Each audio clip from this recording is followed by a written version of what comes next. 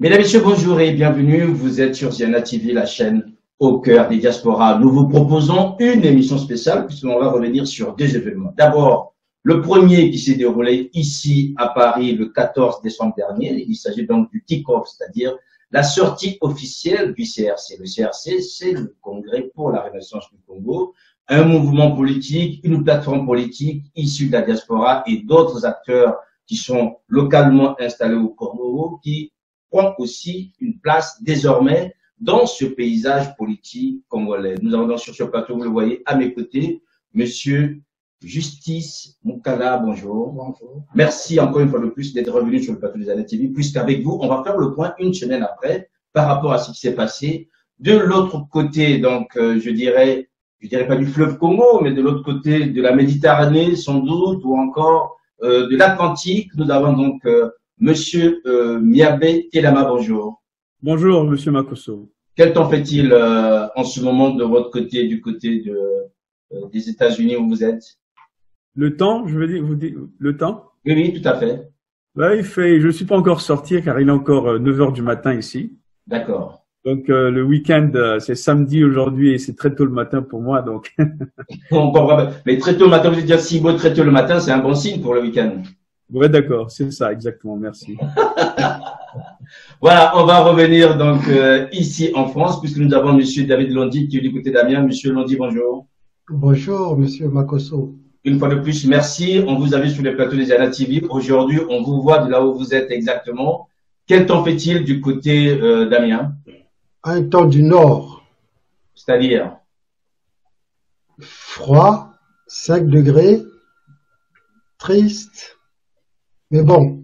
J'espère que vous n'avez pas répété ce temps sur notre plateau, Monsieur Londi. Ah non, mais pas du tout. Et je crois que là, il y a que du soleil, je vois. D'accord, ben très bien. Voilà, on va quitter donc Amiens pour les bords et sinon rejoindre la capitale allemande, Berlin. Anissé, guten Tag. Guten Tag. Quel temps fait-il chez vous du côté de Berlin? Un ciel bleu et 10 degrés. C'est sûr que nous sommes en Allemagne là? Ça peut arriver.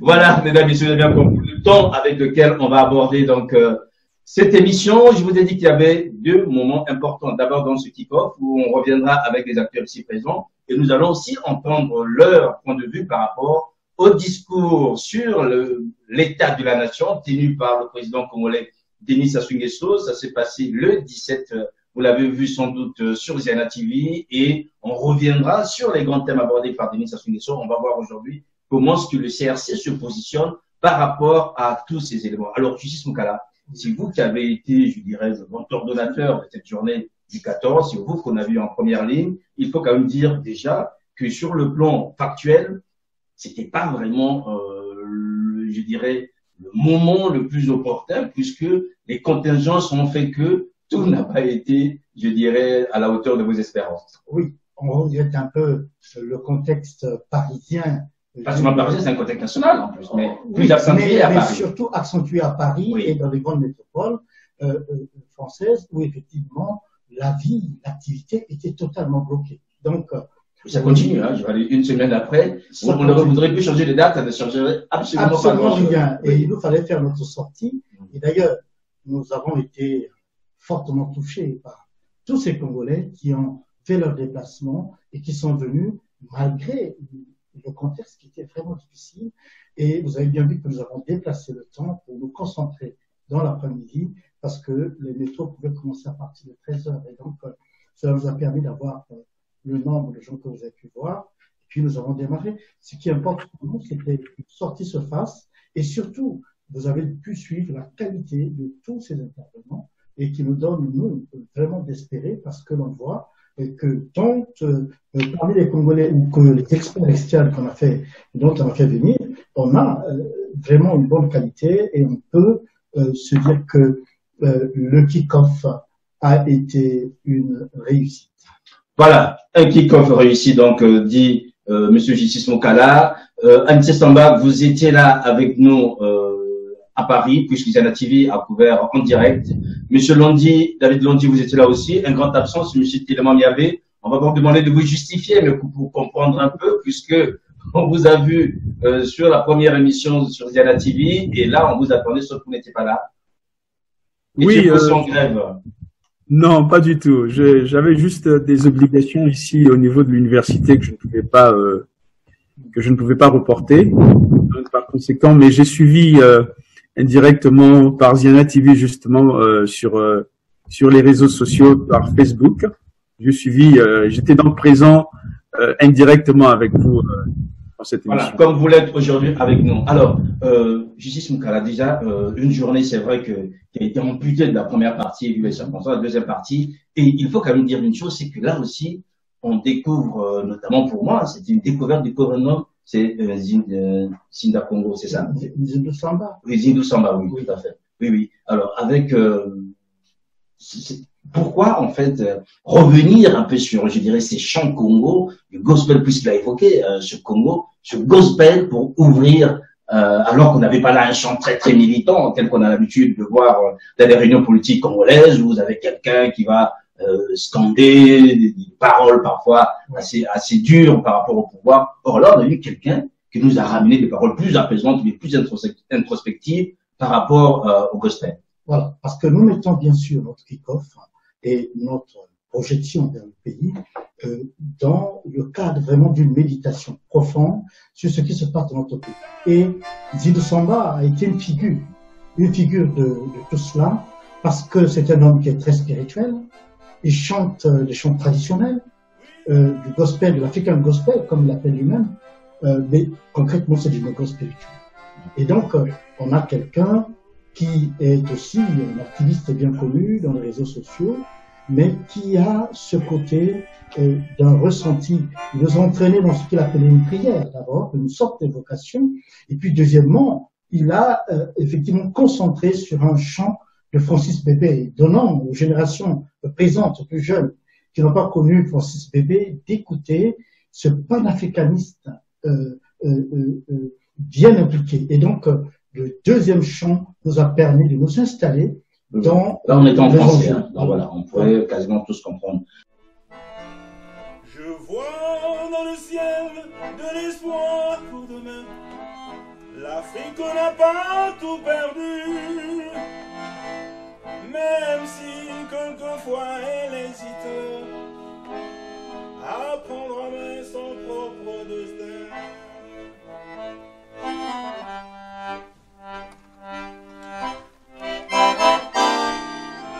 L'Afrique sera bien plus belle. Il y aura des fleurs nouvelles dans son jardin d'espérance. Voilà qu'on le dise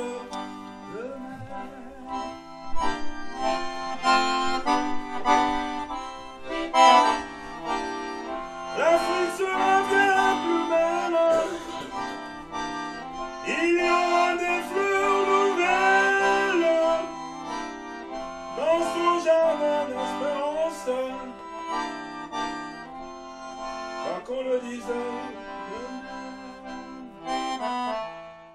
Avez-vous vibré, comme ceux qui étaient dans la salle, je dirais, à cet appel très spirituel, très méditatif, je dirais, pour l'ouverture de ce kick-off par l'artiste qui était invité?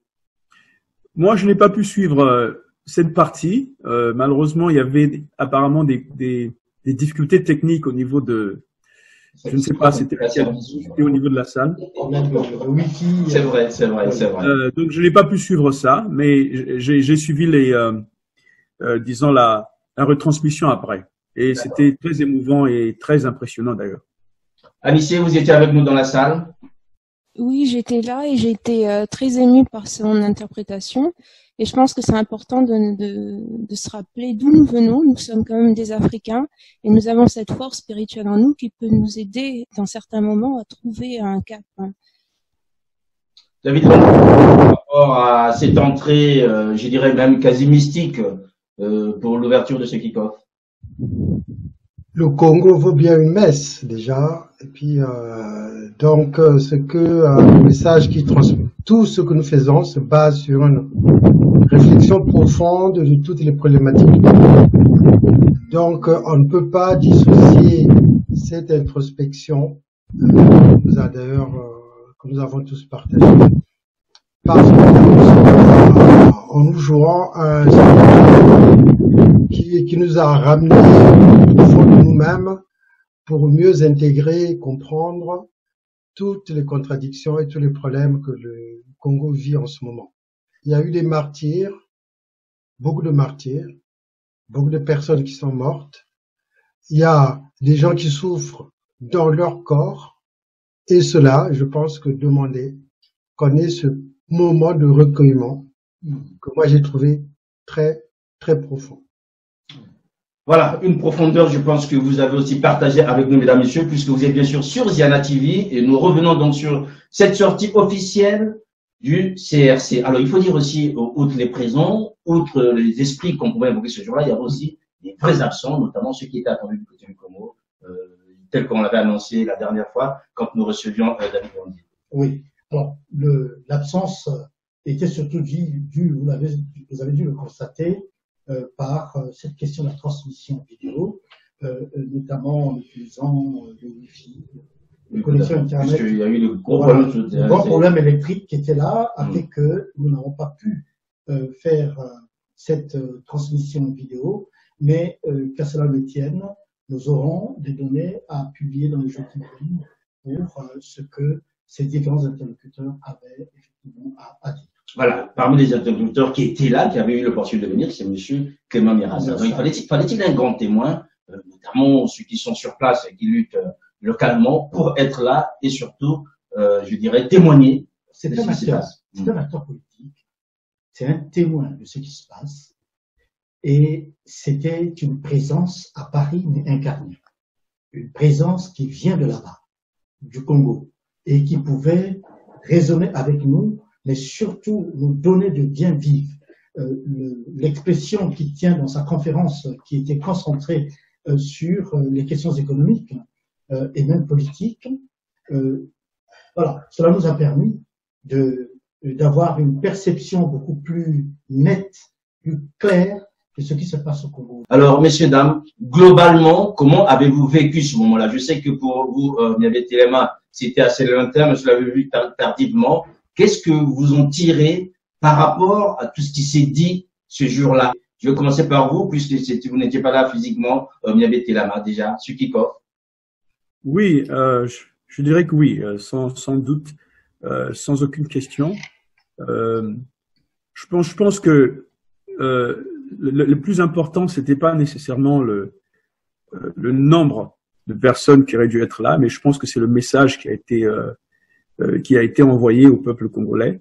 Et comme je pense que Justice vient de dire tout à l'heure que on va retransmettre cette émission intégralement, donc les gens auront l'opportunité la possibilité de revoir cette émission. Mais je pense que ce n'est pas la première et la dernière conférence qu'on va faire.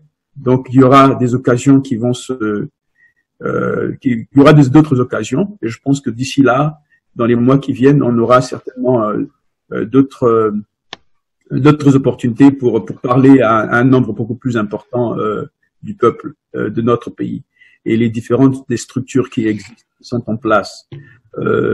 Mais le discours, le contact avec les différents membres les résistants continue. Donc on continue à parler avec ceux qui sont non seulement sur le terrain, mais aussi les membres des différentes organisations qui doivent s'associer au CRC. Donc je pense que c'était très positif d'après moi, quoi.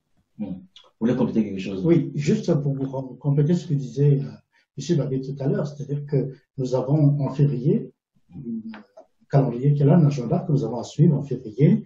Nous aurons notre première convention qui est en fait l'équivalent d'une assemblée générale, où là, effectivement, on aura la possibilité de mieux travailler les aspects techniques qui ont connu un échec avec cet incident électrique, mais où on pourra écouter ces différents activistes qui devaient intervenir, et en politique, en tout cas, depuis 3 ans. Donc vous annoncez déjà un événement pour le début de l'année, en fait. Le début de l'année, en février, il y aura donc la convention générale donc, du CRC, qui est notre équivalent de l'Assemblée générale. Voilà. Alors, David Londi, avoir des hommes comme, je dirais, Clément Mirassa ou encore des grands témoins comme Maître Kounta Diallo, sans oublier la Tunisienne Nadia ou encore Monsieur Ahmed Sali. Ça apporte quoi concrètement par rapport au combat ou à la résistance que vous menez aujourd'hui? Je crois qu'il faut partir déjà à la base, comprendre la philosophie du CRC. Nous en sommes arrivés là après un bilan de tout ce qui s'est passé depuis 30 ans. Et le constat est simple. En 30 ans, aucun mouvement n'est parti des diasporas pour aller modifier profondément ce qui se passe au Congo. Donc ce bilan nous a permis de mettre en lumière un certain nombre de carences. Et l'une des carences, c'est le hiatus qu'il y a entre les résistants de l'intérieur et de l'extérieur. Donc pour commencer à combler ce hiatus, pour commencer à créer des synergies avec les résistants de l'intérieur, nous avons donc eu l'honneur d'accueillir Monsieur Mirassa, qui nous a fait l'état, son thème était l'état de la situation économique, politique au Congo. Pour avoir une idée un peu plus juste et plus exacte de la part d'une personne qui est impliquée dans ces problématiques depuis le terrain. Le deuxième point de bilan est que nous n'avons jamais su exploiter toutes les contradictions du pouvoir sur le plan juridique, sur le plan économique, sur le plan écologique. Et donc, tout ça a permis donc d'avoir une autre personnalité qui a évolué dans cet environnement, qui n'est pas congolaise, qui est Maître Bokouta, qui nous a apporté beaucoup de choses et beaucoup d'informations, beaucoup de leçons et sur la situation juridique notamment et congolaise. Le troisième bilan était, après avoir parcouru toutes les différentes possibilités qu'il y a, c'est-à-dire les élections, nous avons dit non. Le dialogue, nous avons dit non. Les coups d'État, nous avons dit non. Il ne restait plus que l'intervention d'une puissance étrangère pour libérer le Congo, nous avons dit non. Donc il restait une cinquième possibilité, c'est l'insurrection populaire. C'est la seule. Et l'insurrection populaire, il y a des pays avant nous, des amis avant nous, des résistants avant nous, qui ont eu à faire la même chose, à pouvoir pousser les populations à prendre leurs responsabilités. Et cela donc nous a permis d'inviter Madame Nadia Chaban, qui nous a parlé de la révolution tunisienne et de notre ami et compatriote soudanais qui nous a parlé de ce qui se passe actuellement au Soudan. Et à côté de ça, nous avons vu aussi dans notre bilan, nous avons tiré aussi la problématique de la corruption. Parce que tout le monde sait qu'au Congo, c'est quand même une des plaies. Et cela donc nous a permis aussi d'avoir dans notre conférence, un conférencier qui s'appelle Lumumba, qui lui nous a parlé de la corruption dans les deux Congos.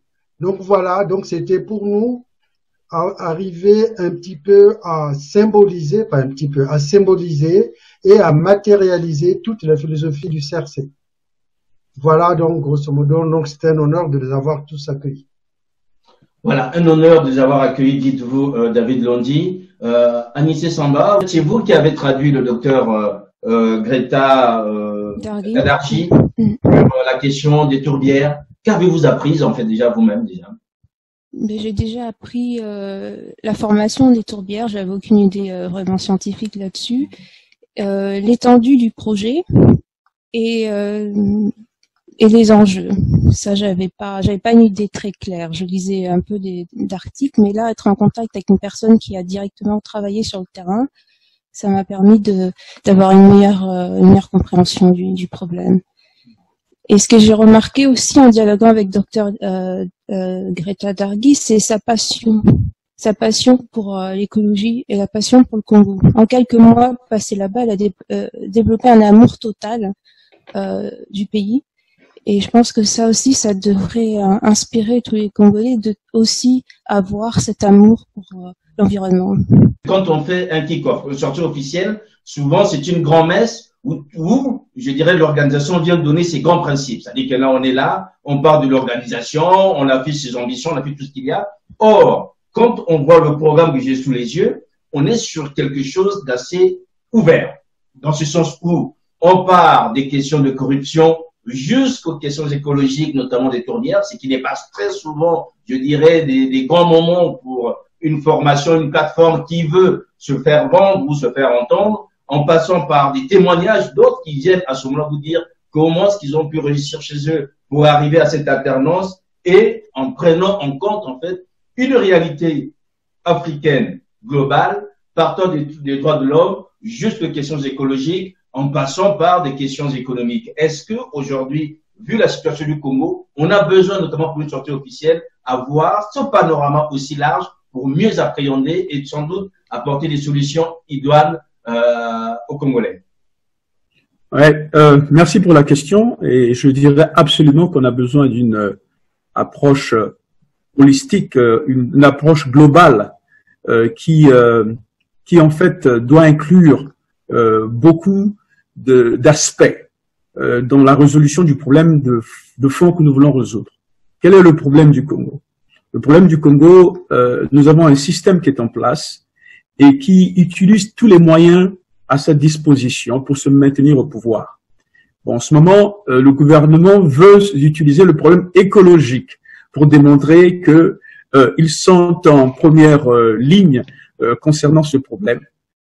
Et le gouvernement utilise le problème du Fonds monétaire international avec l'argent qu'ils ont reçu pour se maintenir au pouvoir. Donc, nous, en tant que structure, l'objectif que nous voulons aujourd'hui, c'est résoudre le problème du Congo-Brazzaville. Et ce problème-là, c'est ce gouvernement que nous avons en place, de M. Sassou Nguesso, qui est là, ça fait pratiquement 40 ans, et qu'il faudrait pouvoir répondre à toute la problématique que ce gouvernement pose. Et donc, par la problématique, c'est tout l'aspect, c'est l'aspect économique, c'est l'aspect social. Donc, on doit regarder le problème dans son ensemble. Et donc, on doit répondre à toutes ces attentes. Et c'est ça la perspective du CRC. On doit donc emmener les expertises que nous avons et les autres, et s'inspirer des expériences des autres dans les autres pays pour trouver une solution. Parce que c'est ça le problème de fond, c'est qu'on veut trouver une solution pour le problème du Congo-Brazzaville. Et pour cela, s'il faut régler le problème écologique, on va l'aborder. Si c'est le problème politique, on l'aborde. Si c'est le problème économique, on l'aborde, parce que c'est toujours tous ces problèmes-là qui sont au centre de ce pouvoir en place. Et donc oui, je dis absolument que c'est ça la bonne stratégie, c'est de répondre aux défis que nous avons devant nous, qui est un système en place et qui utilise tous les moyens nécessaires pour se maintenir au pouvoir. Donc on doit être en mesure de répondre à ce système-là avec tous les moyens qu'il a à sa disposition. David Londi, donc à entendre Tielaman Diabé, c'est qu'aujourd'hui, les problèmes du Congo ne peuvent pas avoir des solutions congolo-congolaises. Il faut aller voir chez les autres ce qui a été fait, comment ils sont pris pour apprendre et peut-être venir appliquer là. Mais bien sûr, il faut toujours s'inspirer des expériences qui ont été développées par des gens, des compatriotes ou des amis qui ont été dans les mêmes situations et qui ont eu à résoudre les mêmes problématiques. Cela s'entend parfaitement. Et puis, je voudrais aussi ajouter, on ne peut pas dissocier l'écologie des problématiques économiques ou sociales. C'est un tout. Donc, pourquoi? Parce que l'écologie consiste à placer l'homme en équilibre avec son environnement. Donc, et son environnement, qui peut être donc économique, qui peut être son environnement social. Donc, c'est un tout. L'économie, l'écologie, toutes ces problématiques trouvent leur solution ou leur résolution dans le contexte qui sévit, démocratique qui sévit dans le pays. Et nous le voyons, les décisions qui sont prises par le pouvoir, le système en place, qui ne sont qu'opportunistes, en fait, qui se préoccupent très peu de la problématique écologique. Nous voyons tous les impacts sur l'environnement. Nous voyons tous les impacts avec les inondations. Nous voyons tous les impacts avec l'eau potable à laquelle les populations n'ont pas accès. Nous voyons tous les impacts dans l'urbanisation. Donc, on ne peut pas dissocier, et il y a derrière aussi des impacts donc économiques, parce qu'on ne peut pas connaître un développement harmonieux si on néglige déjà si l'homme qui est au centre du système n'est pas en bonne santé. Deuxièmement, si les structures qui sont en place ne sont pas stables, et si les structures ne sont pas développées, donc tout ceci forme un tout. On ne peut pas dissocier. Ça fait partie des solutions que l'on peut apporter comme un tout. Donc voilà. Donc c'est la réponse que le CRC donne. Le CRC attaque ces problèmes d'une façon globale. On ne peut pas les dissocier. Et puis je voudrais ajouter aussi quelque chose par rapport à cela. Nous voyons bien que jusque-là, on n'a jamais pris l'initiative. Nous avons toujours couru après l'initiative du système du dictateur. Au moment où il y avait des problèmes de sécurité en Afrique, le dictateur s'était érigé médiateur dans tous les conflits. Depuis la COP 21, comme l'écologie est au premier plan des préoccupations des grandes puissances, le dictateur est devenu écologiste. Alors que dans tout son comportement, on le verra plus tard, il est en contradiction principale. Et derrière, c'est essentiellement, comme l'a dit Miabé, avoir de l'argent. Parce qu'il faut savoir que le fonds bleu qu'il a mis en place est financé par 12 États de la région des Grands Lacs, qui 100 millions par an, 100 millions de dollars par an qu'on verse au Congo, que ces États-là versent au Congo.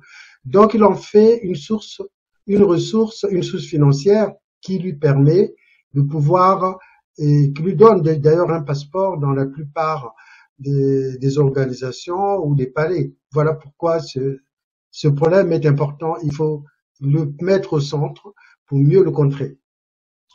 Voilà, on a bien compris. Justice Mokala, on va faire, je dirais, un point par rapport à ce kick-off. Globalement, que doit-on retenir? Alors, ce qu'il faut retenir de cette journée, c'est qu'une organisation nouvelle existe, on l'avait déjà annoncé, mais que nous existons et que nous avons les pieds bien enfoncés et l'essentiel du corps bien enfoncé au Congo, bien présent au Congo, et bien sûr, une expression d'une tête qui s'exprime en Occident, en diaspora, et qui a cette liberté de pouvoir communiquer au nom de l'ensemble des membres historiques donc du CRC. Mais c'est aussi un message de rassemblement pour l'ensemble des résistants et une perspective qui est tracée, qui est orientée, la révolution du fleuve.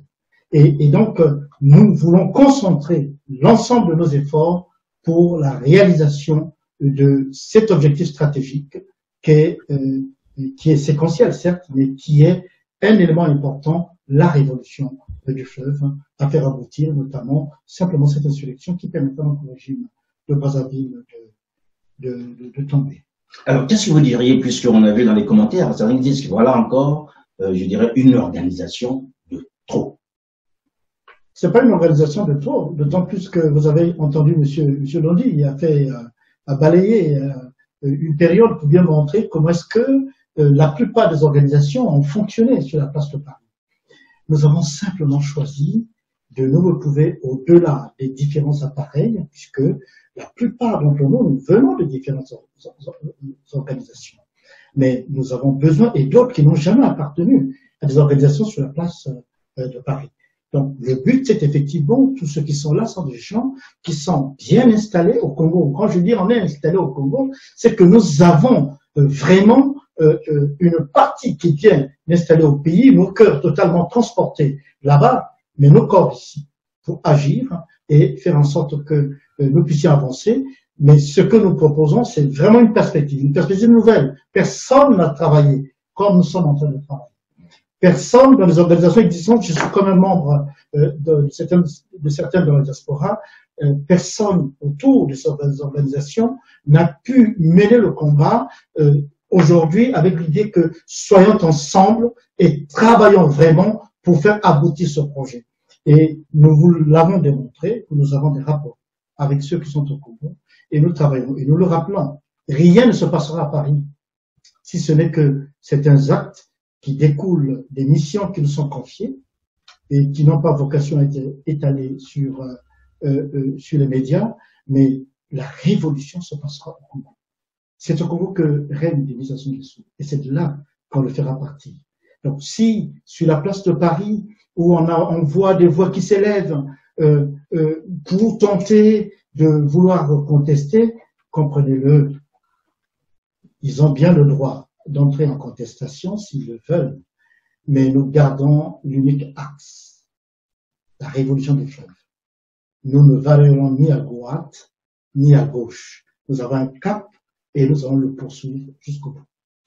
Voilà, mesdames, messieurs, bien sûr, toujours sur Ziana TV, vous suivez avec nous cette émission spéciale avec donc des membres du CRC. Le CRC a fait donc sa sortie officielle le 14 décembre dernier. Nous revenons donc sur les grands moments de cette manifestation. On va faire une pause et on vous retrouve à tout à l'heure puisque nous allons aborder donc dans cette deuxième partie, bien sûr, le message à la nation de Denis Sassou Nguesso délivré le 17 décembre dernier. Qu'en pense le CRC, puisqu'on voit les thématiques que vous venez d'entendre ici, que ce soit l'écologie, que ce soit la jeunesse, que ce soit les questions de corruption ou encore des droits de l'homme, Denis Sassou Nguesso les a évoqués. Et aujourd'hui, je pense que pour Denis Sassou Nguesso, c'est la jeunesse qui est au cœur de son action. On va revenir tout à l'heure. On fait la pause et restez toujours sur Ziana TV.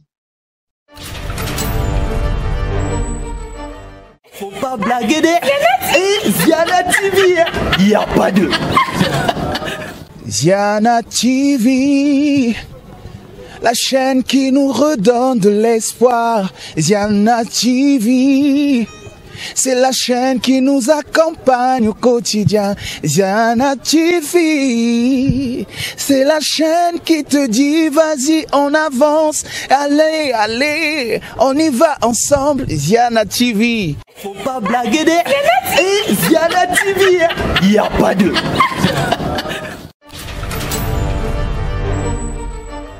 Voilà, mesdames, messieurs, toujours sur Ziana TV. Merci de nous rester fidèles puisque vous suivez en ce moment cette émission spéciale avec le CRC. Nous sommes revenus dans la première partie sur le kick-off, c'est-à-dire la sortie officielle du CRC. Le CRC, c'est le Congrès pour la Renaissance du Congo. Nous allons maintenant dans cette deuxième partie entamer, je dirais, le message à la nation de Denis Sassou Nguesso. On va d'abord l'écouter et ensuite on va revenir sur l'impression ou les impressions de nos invités. Dans le cadre de l'emploi des jeunes, j'annonce que le gouvernement procédera dès 2020 à la reprise des recrutements dans les services sociaux et prioritaires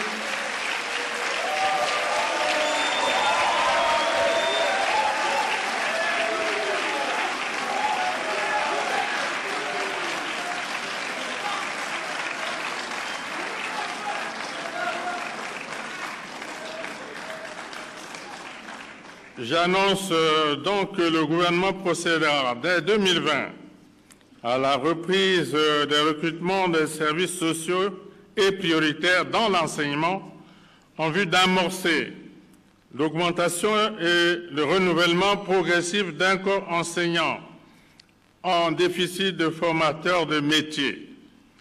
C'est ainsi que près de 2000 jeunes enseignants sortis des écoles normales seront intégrés à la fonction publique en 2020.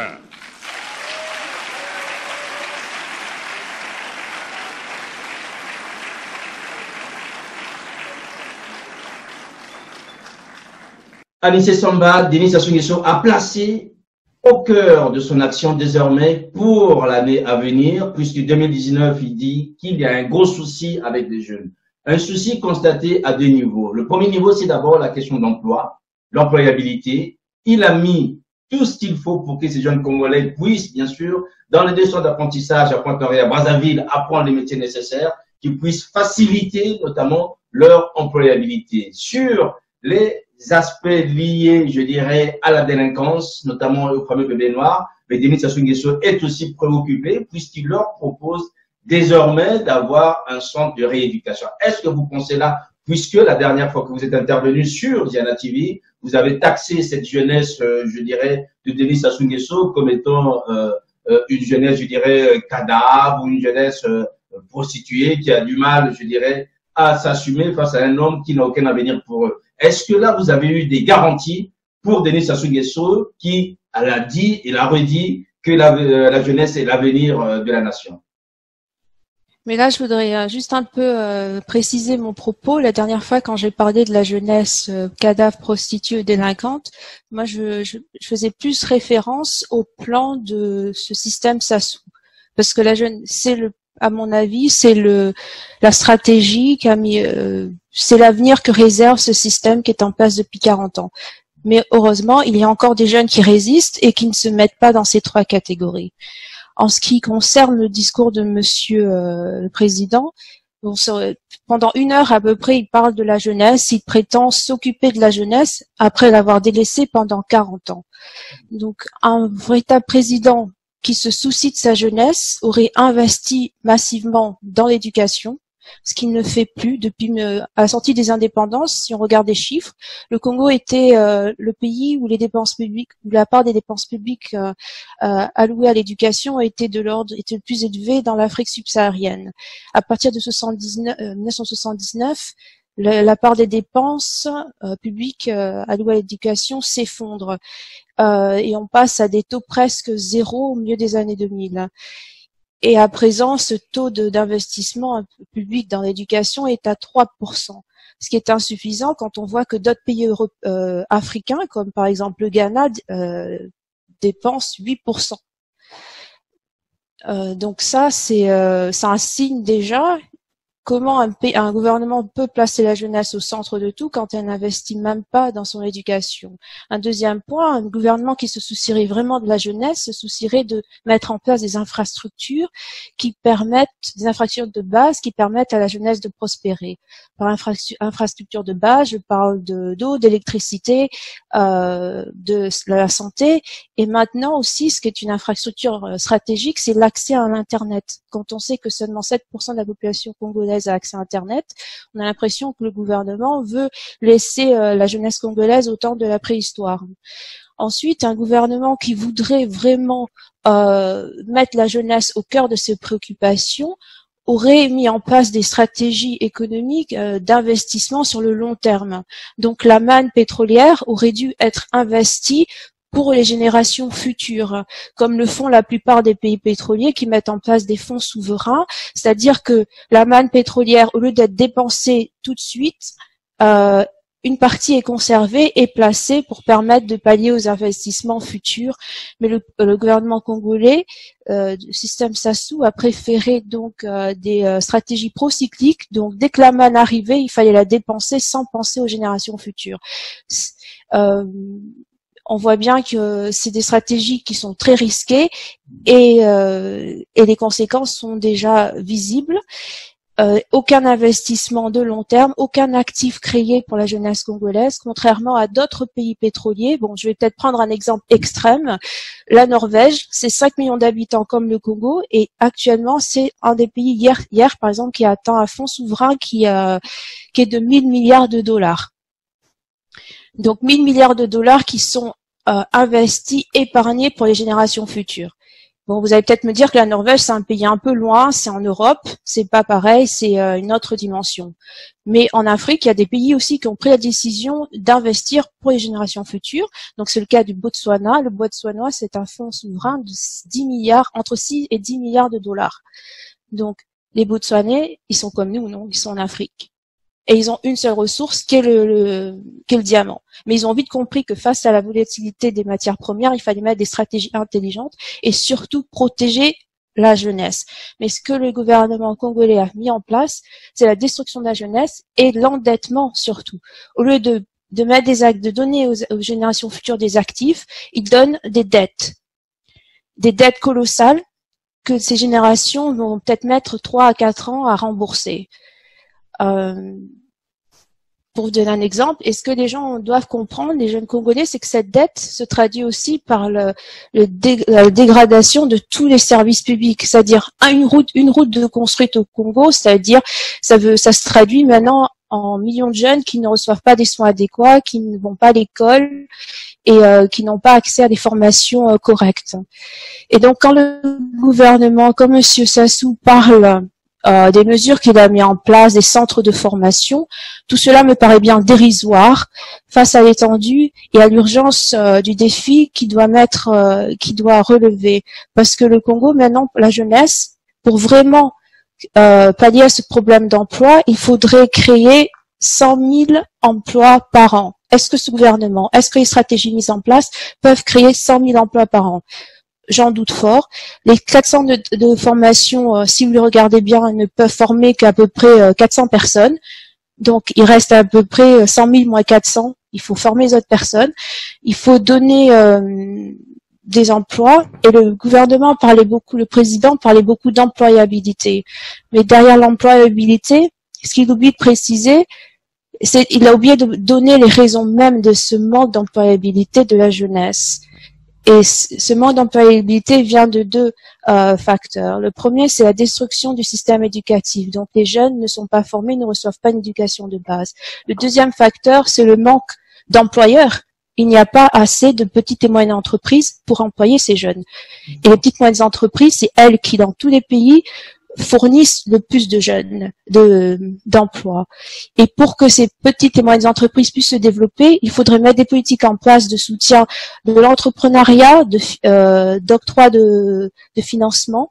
Le Congo, par exemple, si on regarde tous les chiffres, la Banque mondiale se situe à 100 au niveau, quand on regarde les rapports Doing Business, le Congo est au niveau 180 sur 190. C'est-à-dire que c'est un pays qui n'est pas du tout attractif, qui n'attire pas, où les entreprises ne veulent pas s'implanter. Voilà, on a bien compris. Est-ce que pour vous, finalement, la solution pour mettre notamment les jeunes bébés noirs dans des centres spécialisés, c'est la meilleure solution, ou bien il faut revenir à la répression, puisqu'on sait que jusque-là, la politique répressive n'a pas permis, en fait, que ce problème des bébés noirs soit résolu? Mais la première question à se poser, c'est d'où viennent les bébés noirs? Qu'est-ce qui a créé les bébés noirs? C'est ce système qui a créé les bébés noirs. Moi, je sais pas, mais moi, quand j'entendais ma grand-mère me parler du Congo, il n'y avait pas de phénomène de bébés noirs. Donc, c'est ce système en place depuis 40 ans qui crée petit à petit qui marginalise une partie de la population et qui ne donne plus aucun espoir autre que la délinquance. Et les centres de rééducation, bien sûr, ok, imaginez qu'on mette tous ces bébés noirs dans les centres de rééducation. Ils restent dans ces centres, ils en sortent. Où vont-ils? Dans le même pays avec les mêmes problèmes? Ça ne servira à rien. Il faut vraiment s'attaquer aux causes même de tous les phénomènes.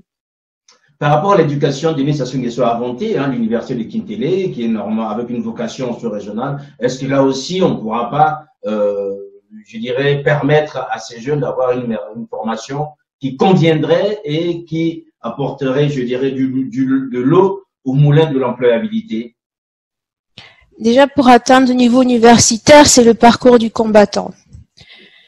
Ensuite, arrivé au niveau universitaire, il faut vraiment que l'État mette des moyens dans tout ce qui est recherche fondamentale. Est-ce que l'État, avec 3% du budget des dépenses publiques qui est consacré à l'éducation, ce n'est pas possible. Voilà, vous voulez compléter? Et comme je le... Oui, tout à fait. Concernant donc le système d'enseignement, il dit effectivement que pour rentrer à l'université, il faut y aller. Mais avec un taux moyen qui oscillerait de réussite au bac entre 6 et 8% sur 22 ans depuis qu'il est arrivé, pensez-vous vraiment que Denis Sassou Nguesso est orienté, avec son gouvernement, à donner à ces jeunes suffisamment d'outils pour pouvoir se débrouiller dans la vie?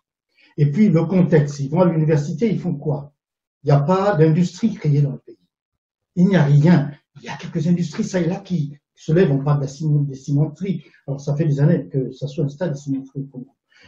Pour construire des maisons et des bâtiments qui sont voués à l'échec, construits sur des terrains sablonneux et pour lesquels on se demande si de vrais ingénieurs ont regardé avant d'y installer les maisons. Et tout se détruit, l'université en partie étant déjà en voie de destruction du côté de Kitelo. Et puis toutes les autres infrastructures qui ont été installées dans ce pays. Non, il faut revenir aux fondamentaux. Denis Sassou Nguesso n'a fait que enfoncer ce pays. Le cas des bébés noirs. Et les bébés noirs sont créés, sont des succursales, notamment du système criminel de Denis Sassou Nguesso. Et donc, puisque c'était des succursales, aujourd'hui les succursales semblent être beaucoup plus allant que certaines forces, puisque il faut parfois se garder, puisque l'État se cache derrière cette question d'état de droit. Et donc, et de dire que non, c'est des bandits. Mais ces bandits, ces délinquants, ont été fabriqués par le système, armés aux armes blanches par le système, pour semer, être donc le bras avancé, notamment du système criminel, pour pousser l'ensemble du pays dans la criminalité. Donc aujourd'hui, ils constatent que ce système les dépasse et ils tentent de dire comment ils vont pouvoir le régler. Mais nous ne pensons pas que les quelques centres qu'ils vont pouvoir créer vont permettre de résorber le problème. Il y a un problème de justice qui est là, et cette justice, elle doit commencer au plus haut sommet, et non pas au niveau de ces jeunes qui sont totalement désœuvrés et qui n'ont même pas où partir. Voilà, mesdames et messieurs, bien sûr, en direct sur Ziana TV, Kidama Miabe. On va écouter Denis Sassou Nguesso et ensuite vous interviendrez. Il sied toutefois de noter que l'année aura été marquée par l'heureux aboutissement des négociations avec le Fonds monétaire international. Il nous fallait lever ce préalable pour bénéficier de la mobilisation et l'accompagnement conséquent des partenaires internationaux dans le processus de relance de l'économie nationale. L'approbation le 11 juillet 2019 par le Fonds monétaire international de notre programme économique et financier triennal 2019-2022 au titre de la facilité élargie de crédit constitue un atout de choix pour notre pays. C'est ici le lieu de saluer tous nos partenaires qui, par leur appui multiforme, ont permis au Congo d'accéder à la facilité élargie de crédit. De même, le témoignage de notre profonde reconnaissance est particulièrement dédié au président Xi Jinping de la République populaire de Chine pour l'appui du gouvernement chinois dans la restructuration de la dette du Congo vis-à-vis de son pays.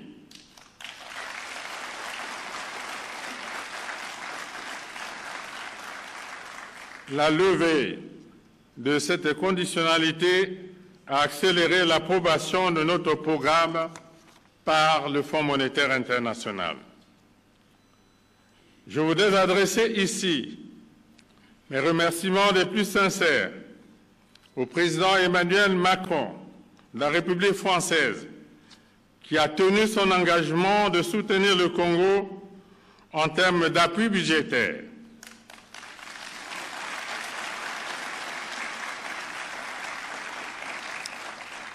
Des procédures pour la mise à disposition de la première tranche de ce soutien financier sont en bonne voie.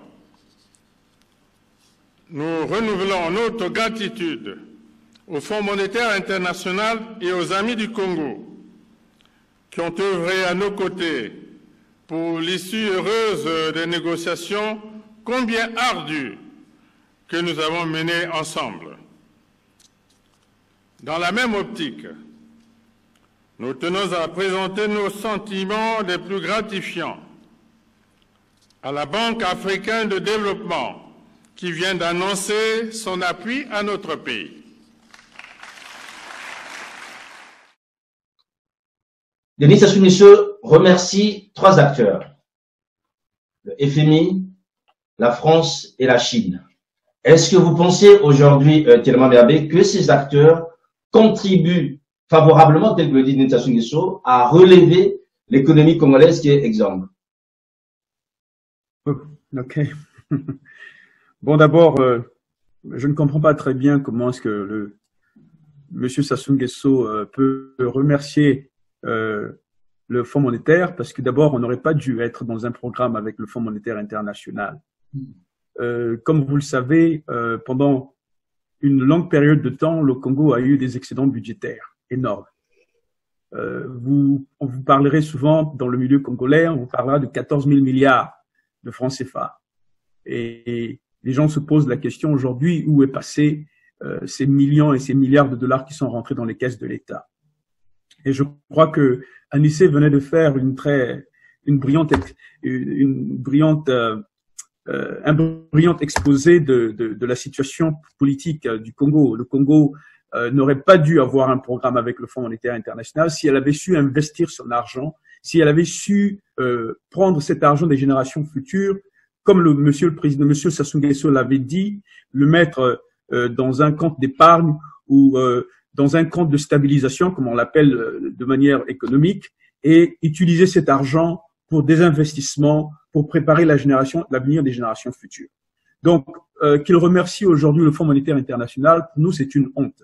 Nous avons suivi ce discours de M. Sassou Nguesso avec beaucoup d'amertume et beaucoup de regrets, beaucoup de tristesse, parce que chaque fois, c'est la même chose qui revient. C'est les discours, on répète les mêmes choses, on fait des promesses, et ça fait 22 ans qu'il est là de manière d'affilée, et en 22 ans, il n'y a pas de développement au Congo. Au contraire, si vous regardez la situation du Congo, le Congo ne fait que reculer. On ne fait que reculer. Et l'argent, on en a eu des millions. Donc, il se réjouit qu'il y ait à la France. Bon, la France, je ne suis pas sûr, je ne comprends pas très bien dans quelle mesure il remercie la France. La Chine, on est endetté avec la Chine. Le Congo a sa plus grande dette avec la Chine. Oui. Alors, il faut juste dire, Thelma Merbé, que Denis Sassou Nguesso estime que la Chine a permis au Congo de pouvoir, je dirais, mieux gérer sa dette, puisque, en facilitant notamment, je dirais, les relations avec le FMI. Bon, ce qui est sûr, c'est que, c'est triste.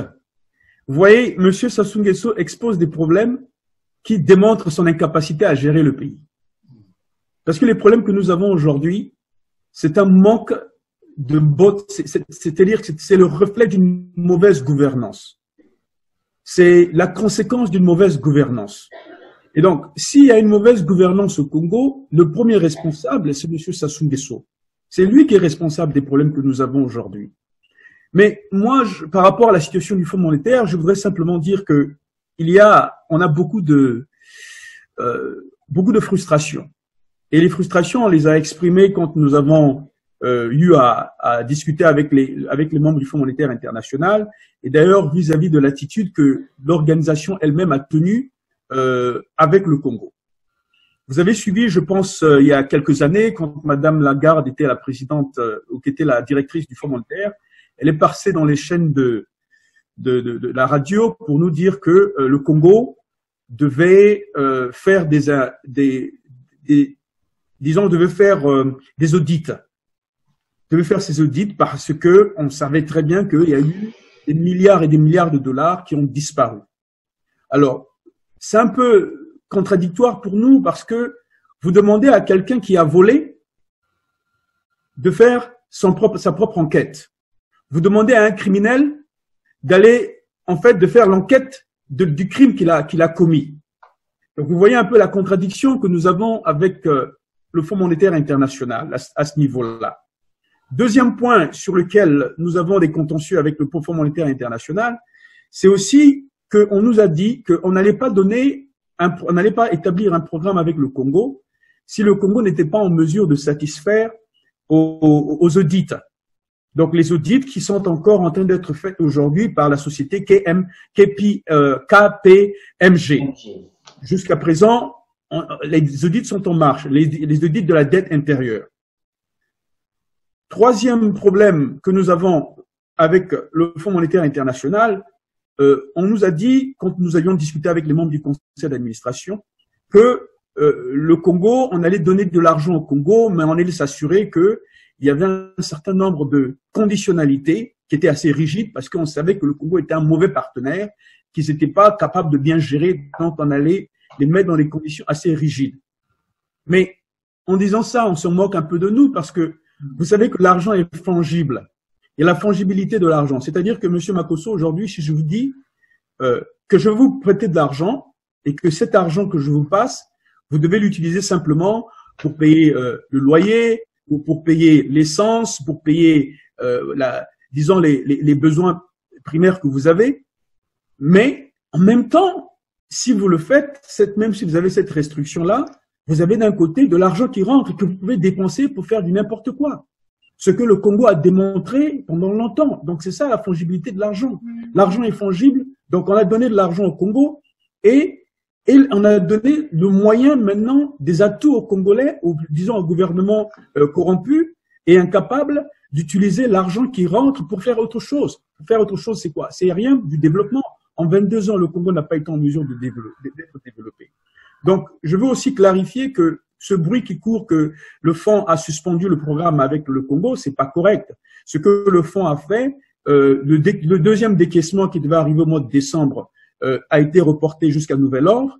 Et la raison pour laquelle il a été reporté, simplement parce que le Congo n'a pas été en mesure de satisfaire à certaines des conditionnalités. Parmi les conditionnalités, c'est renégociation avec les créanciers des pays, donc les traders, international traders comme Glencore et Transfigura.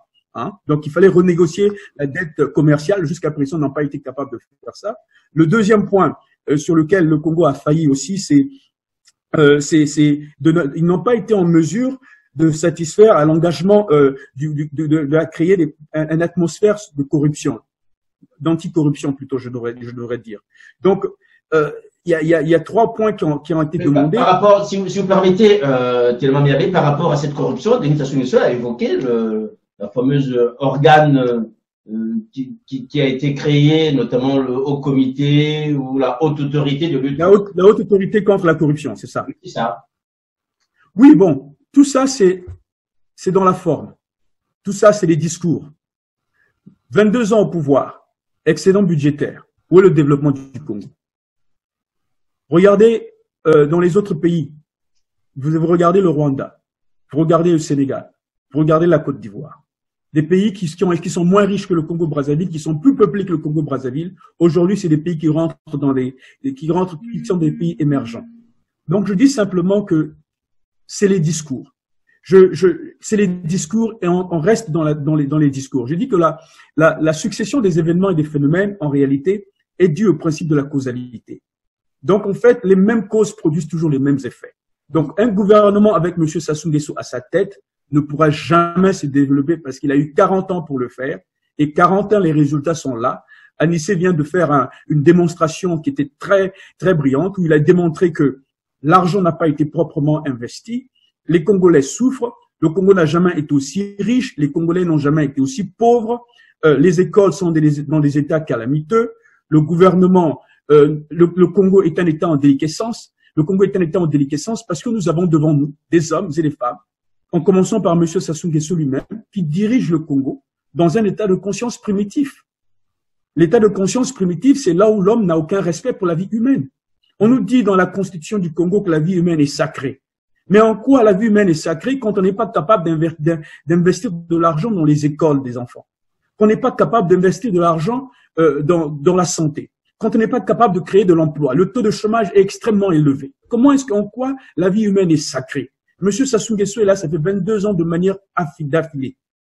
Où est le développement du Congo? Où est-ce qu'on a résolu les problèmes du Congo?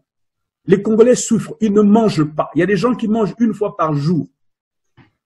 Hein? Des familles qui sont dans des conditions désastreuses. Et puis, eux, ils se permettent de voler de l'argent qu'ils envoient dans les paradis fiscaux, qu'ils mettent en Chine, qu'ils mettent partout dans le monde. Et on doit maintenant, nous, en tant que Congolais, subir ce gouvernement et accepter et entendre des discours. Mais les discours, on les entend chaque année. On revient sur les mêmes discours. Mais où est le développement? Où est le changement pour le peuple congolais qui souffre? Où est les écoles?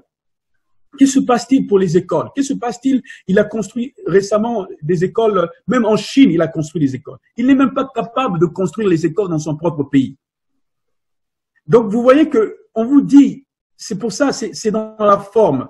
Et moi, je suis stupéfait parce que ce qu'on nous demande de faire, c'est de subir un gouvernement, de subir des leaders qui font tout contre le peuple congolais.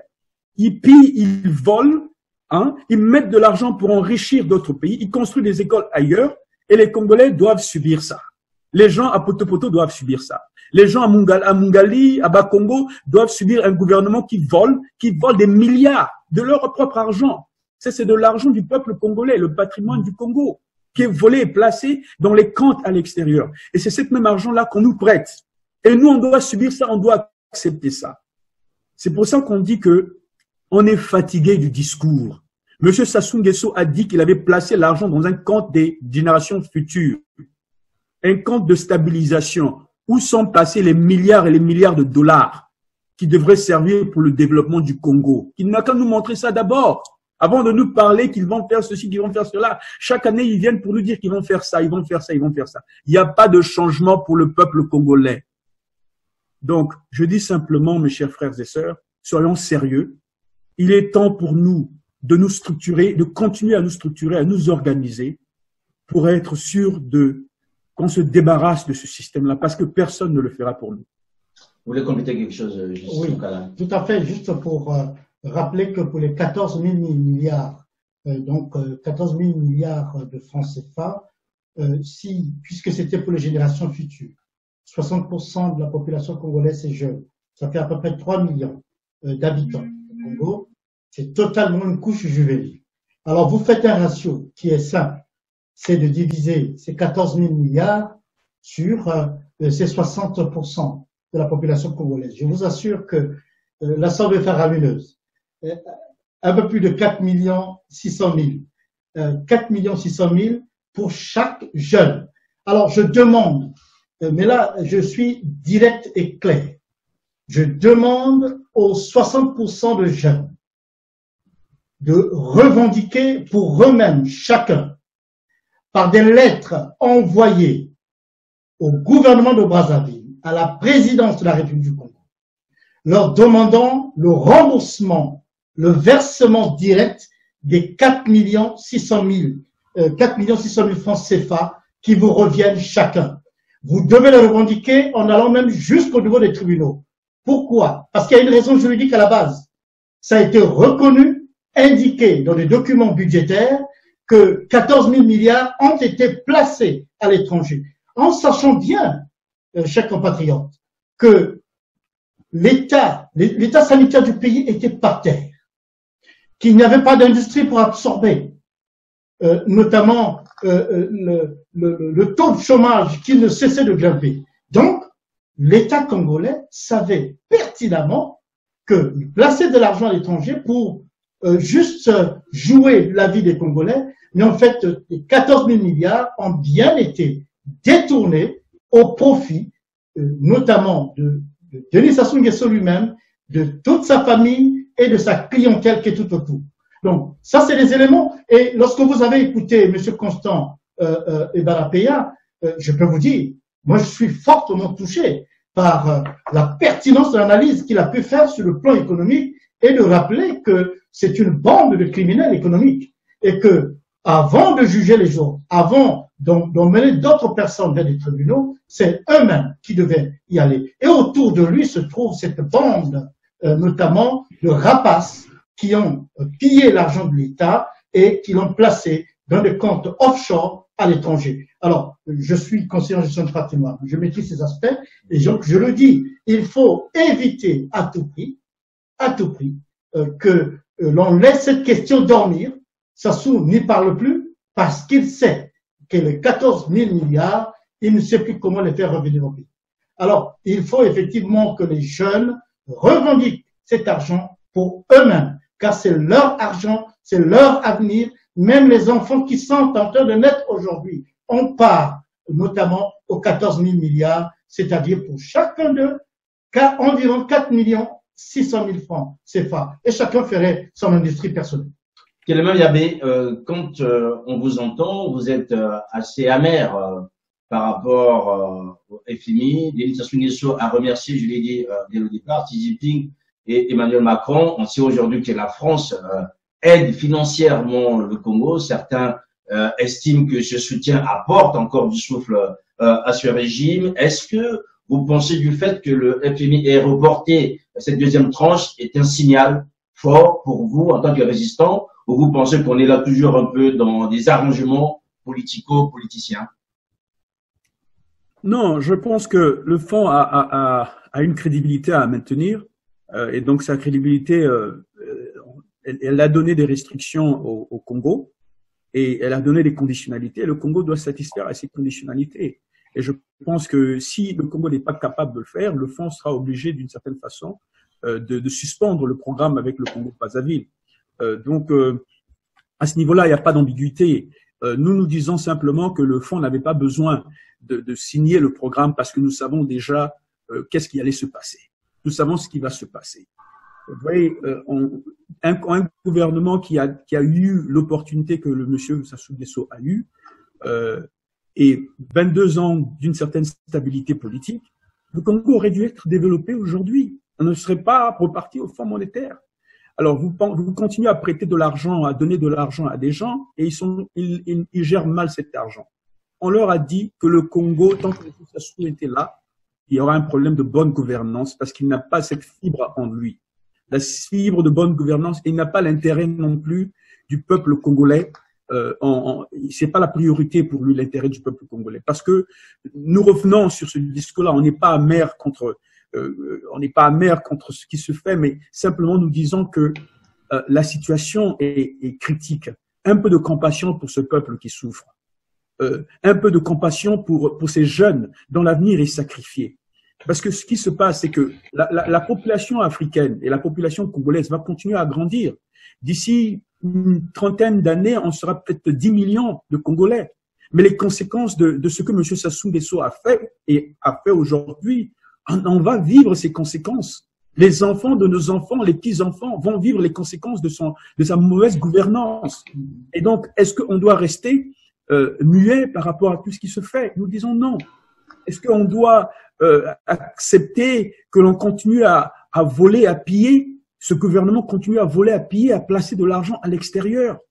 Hein? Et c'est même cet argent qui nous sert, qui nous est prêté en contrepartie. Quand est-ce que, c'est-à-dire, c'est ça, pour nous, le problème, c'est ça. Le problème de fond, c'est celui-là. Voilà. Et par rapport à la France, Kéléma Yabé, du fait que la France apporte son aide financière au Congo. Par rapport à la France, je dirais simplement que, je crois que la France a besoin de se remettre en question d'une certaine façon. La France, c'est un partenaire pour nous, un partenaire naturel pour le peuple congolais et le peuple de l'Afrique. Et naturel, pourquoi? Parce que qu'est-ce que je fais aujourd'hui? Vous et moi, nous communiquons en français, n'est-ce pas?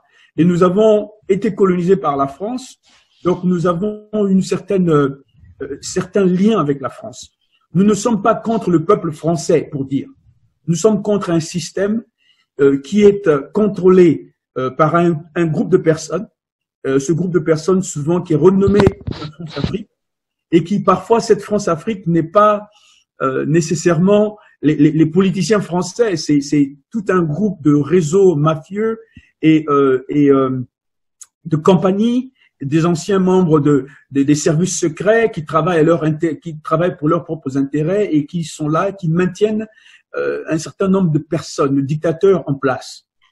Donc, nous disons simplement que il faut repenser l'Afrique. À la France de repenser l'Afrique. Il faut aujourd'hui arrêter de soutenir les dictateurs. Il faut que le pays des droits de l'homme, la France, où les droits de l'homme sont nés, il faudrait que ce pays ait des discours, un discours comment dirais-je, contre la dictature. C'est ça que nous voulons. Et je pense que cette perspective-là, la France devra l'adopter parce que sinon, ce qui va arriver, la France perdra l'Afrique. Et ça, ce n'est pas, c'est quelque chose, je pense qu'eux-mêmes qu'ils souhaitent. Et donc, pour le faire, il faut se prononcer justement contre des dictatures comme les Sassou Nguesso, comme les Bongo qui sont au Gabon et toutes les dictatures que nous avons en Afrique centrale. Si vous regardez bien, ces dictatures émanent des pays francophones. Jusqu'à présent, les dictatures émanent des pays francophones. Je ne voudrais pas m'attarder là-dedans, mais parce que comme vous me posez la question, on dit simplement qu'il faut repenser l'Afrique. La France doit repenser l'Afrique. Il y a un nouveau courant en ce moment qui a en France. Il y a une nouvelle restructuration du système politique africain. Il faut repenser l'Afrique et arrêter de soutenir les dictatures et se prononcer justement contre les dictatures.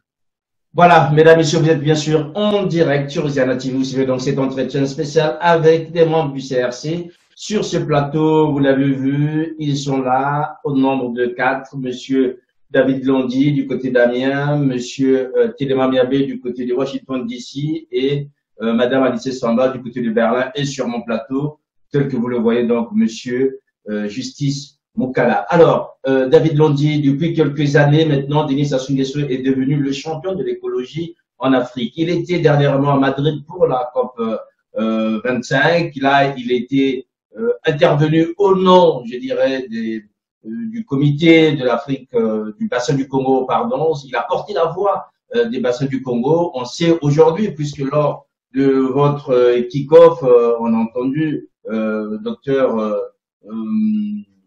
Greta Garbi, qui est intervenu sur ces tourbières. On est là dans une région aujourd'hui qui est, je dirais, stratégique pour la planète. Or, un homme a pris le leadership sur ces questions. C'est Denis Sassou Nguesso. Il en est revenu sur son discours. Vous en dites quoi aujourd'hui? Est-ce qu'il en fait trop ou bien c'est quelqu'un on est bien conscient et aujourd'hui, le monde entier va regarder vers l'Afrique centrale, pas seulement pour son pétrole, mais aussi parce que aujourd'hui, l'Afrique centrale devient, en fait, je dirais, le gardien de la planète. Justement, la démarche du CRC, excusez-moi, c'est démontrer le hold-up que le système est en train de faire sur l'écologie. Je vais vous donner un exemple simple, Lors de la COP 23, donc une semaine avant, il y avait le bateau de Greenpeace, Esperanza, qui a été bloqué à Pointe-Noire. Ce bateau avait un objectif, aller rencontrer les peuples congolais, certaines organisations congolaises, pour discuter du code forestier, parce que c'est l'un des fléaux. Docteur Greta a bien expliqué en fait. Si on déforeste, si on fait une exploitation minière de ces zones, le danger est permanent pour qu'il y ait assèchement et pour faire sortir le CO2 qui est emprisonné dans les tourbières. Parce qu'il faut comprendre, les tourbières du bassin du Congo, c'est 30 milliards de tonnes de CO2 emprisonnées dans les zones humides. 30 milliards de tonnes de CO2. Donc, si jamais on entreprend une exploitation minière ou la déforestation, ce carbone va s'échapper. Cela équivaut à 20 ans d'émissions de carbone d'un pays comme les États-Unis. Et ça correspond à 3 ans d'émissions de carbone du monde, de la planète. Donc, si jamais ce carbone s'échappe, il y a un impact direct sur la planète, sur le climat de la planète, qui va se traduire par une augmentation des températures. Et nous voyons nous-mêmes les impacts. D'ailleurs, dans son discours, le dictateur a parlé des inondations, même s'il y a d'autres causes sur lesquelles je reviendrai. Mais il est clair que le Congo devient un point de fixation des écologistes du monde entier à cause de ces tourbières. Et c'est cela que le dictateur a bien compris. Parce que quand il a bloqué le bateau de l'Esperanza, il a dit, lors de la COP donc 23, une semaine avant, son porte-parole a dit que c'était tout simplement un problème administratif.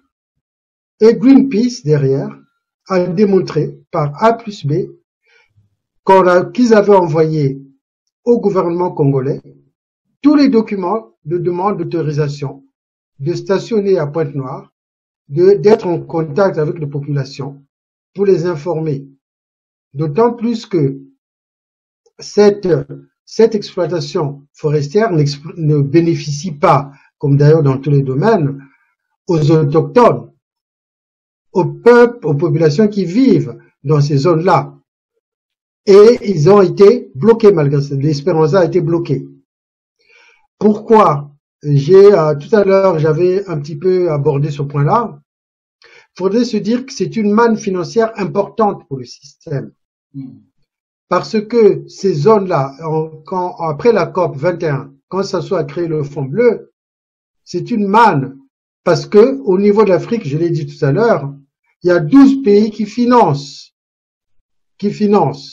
pour la protection de ces zones 100 millions de dollars par an qui tombent dans les poches du dictateur. Je dirais pas dans le trésor congolais, mais dans les poches du dictateur. Donc cela est important sur le plan donc financier et sur le plan politique. Ça lui donne une crédibilité au niveau de la communauté internationale.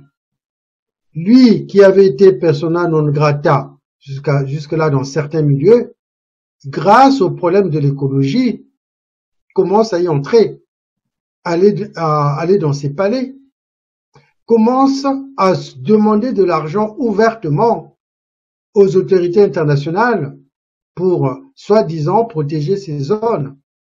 Il y a un quotidien français, très connu, Le Monde, qui a publié que Sassou passe par les forêts pour atteindre l'Élysée.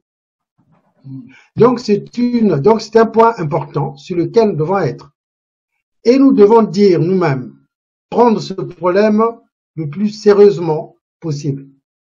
Parce que les impacts sont énormes. Je parle du problème de l'écologie. Une ville comme Brazzaville s'est développée d'une façon sauvage. Parce que les gens arrivent, habitent, construisent des maisons, sans urbanisation. Mais cela est dû à quoi? À l'exode rural. Pourquoi les gens quittent leur région d'origine pour venir à Brazzaville s'installer dans des conditions déplorables? C'est un manque de développement des régions. Donc, l'impact économique donne un impact écologique qui se traduit à Brazzaville par une urbanisation non achevée, non même débutée dans certains quartiers, et vous voyez vous-même que la moindre pluie provoque des catastrophes. Et c'est pour cela que ce problème, le CRC le place au cœur de sa stratégie.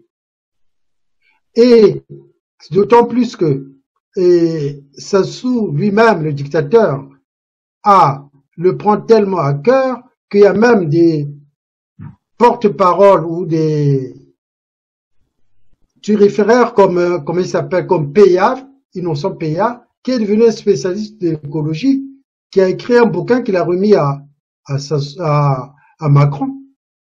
Donc, c'est une stratégie centrale actuellement pour le pouvoir, qu'il ne faut pas négliger. Et l'écologie, comme j'ai dit tantôt, l'écologie est au centre de problématiques économiques et de problématiques sociales, comme on le voit avec les inondations, comme on en voit avec les zones rurales. Donc, on ne peut pas ne pas le placer au centre de nos préoccupations. Alors, le placer au centre de vos préoccupations, mais Sassou Nguesso aussi l'a placé au centre de ses préoccupations. Est-ce qu'aujourd'hui, est-il moins sincère que les autres présidents ou les autres personnalités au niveau international qui s'inquiètent pour le sort de la planète? Mais j'ai donné un exemple tout à l'heure. Il a bloqué le bateau de l'Espéranza. Enfin, M. Bateau-là a souvent été bloqué aussi dans d'autres ports, même ici en Europe. On va je continue. Monsieur Makosso. Allez-y. Ce problème-là, on ne peut pas le prendre à la légère. Parce que à partir du moment où on affiche des convictions écologiques, on se préoccupe déjà du bien-être. J'ai bien dit l'écologie, c'est mettre l'individu, l'être en équilibre avec son environnement.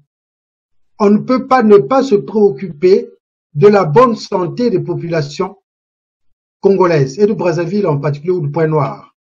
Quand vous voyez les rues, quand vous voyez des tas de fumier, quand vous voyez des caniveaux bouchés, quand vous voyez des routes effondrées, quand vous voyez des gens qui ne peuvent même pas avoir accès à l'eau potable, en quoi peut-on prendre au sérieux ce monsieur qui ne se préoccupe même pas du bien-être de ces sujets, je dis sujets. Donc, ce qui signifie pour dire les choses plus clairement, vous le trouvez moins sincère que, par exemple, Monsieur Macron ou encore Monsieur Tshisekedi sur ces questions-là. Mais en quoi est-ce que vous pouvez me citer un domaine dans lequel on peut porter crédit au système? Vous avez entendu Anissé qui a fait un exposé sur son comportement vis-à-vis de la jeunesse. Vous avez entendu Miabé qui a fait un exposé sur son comportement vis-à-vis du développement économique. Et puis là, Monsieur Justice qui a fait un exposé aussi sur les problématiques relatives à la justice ou aux jeunes on a détourné de l'argent pour ces jeunes-là, et ainsi de suite. Et puis l'écologie. Dans aucun domaine on peut faire confiance à ce monsieur-là. Aucun. Dans ses comportements. Il suffit de lire son histoire sur 30 ans pour voir que dans aucun domaine on peut avoir confiance en cet individu. Aucun domaine. Si vous en avez un, vous pouvez me le citer.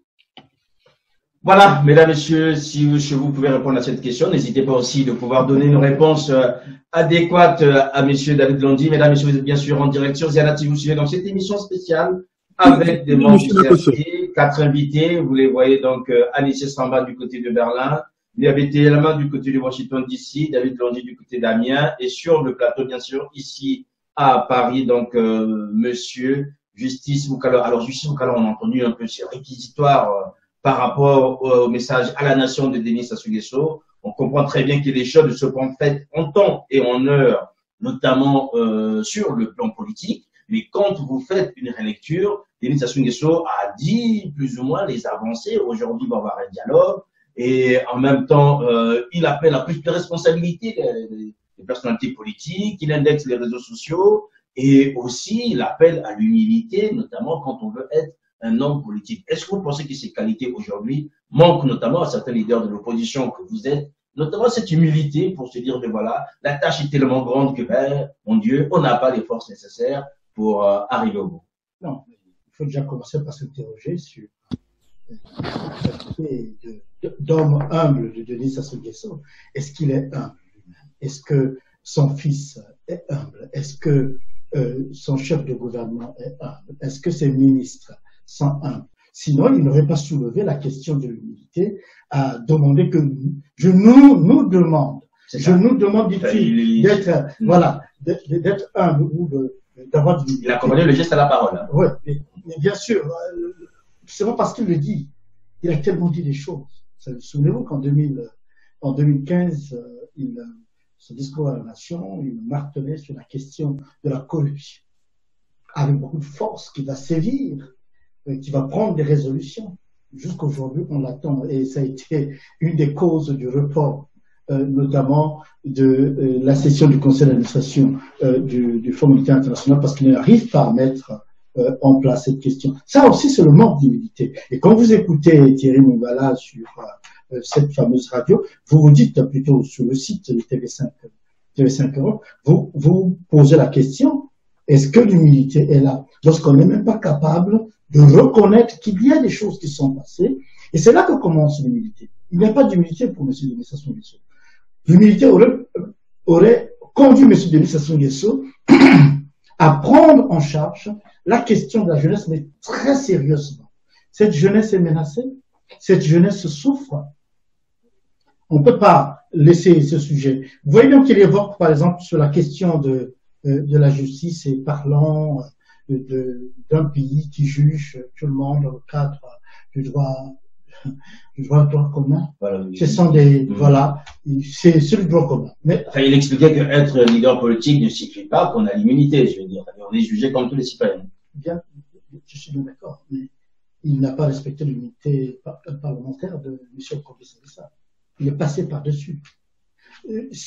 Premier point. Mais deuxième point, il envoie M. Kombé-Sambisa, M. Le général Mokoko en prison, et il dit que ce sont des questions de droit commun. Non, ce sont des prisonniers politiques.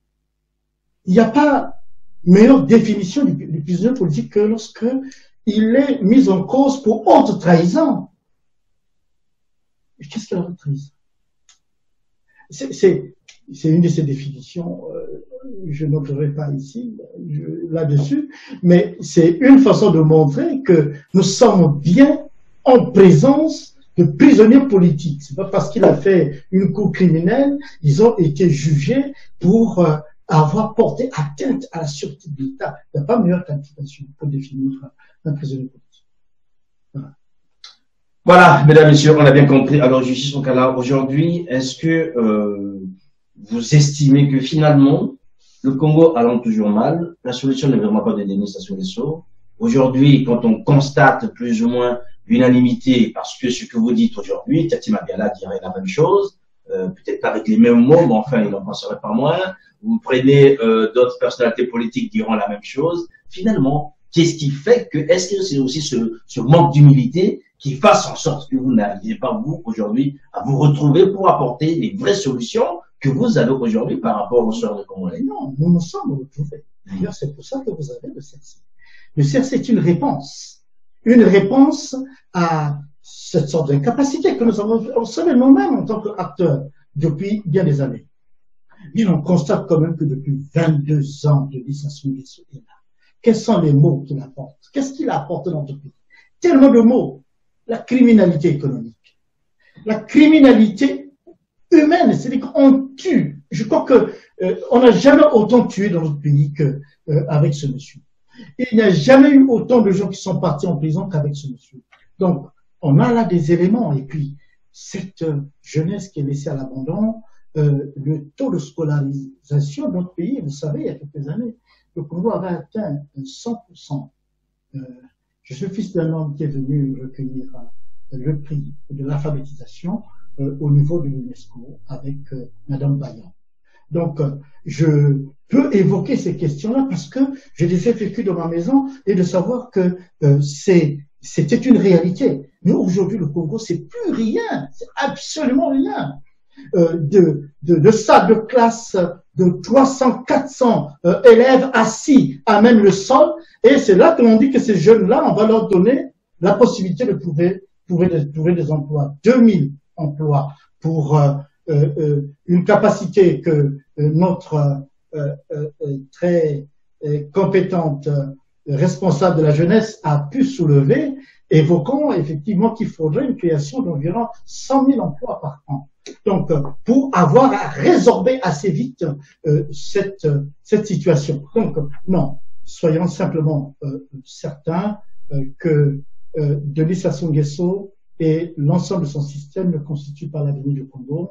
L'avenir du Congo, c'est le peuple congolais qui va prendre ses propres responsabilités et achever notamment ce que nous appelons notre vœu, c'est-à-dire la révolution du fleuve, cette insurrection qui permettra à l'ensemble des Congolais de reprendre leur destin en main.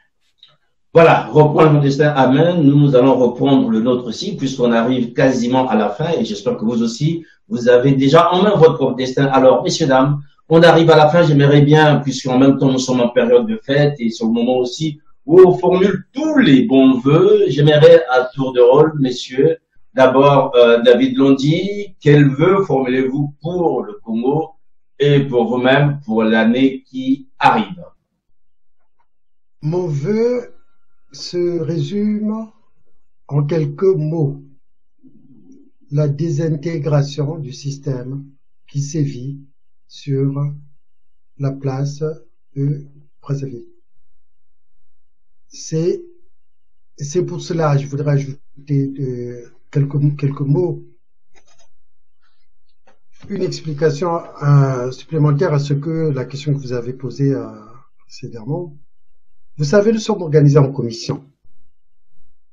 nous travaillons depuis des mois sur les problématiques congolaises, toutes, qu'elles soient économiques, sanitaires, éducatives, agricoles.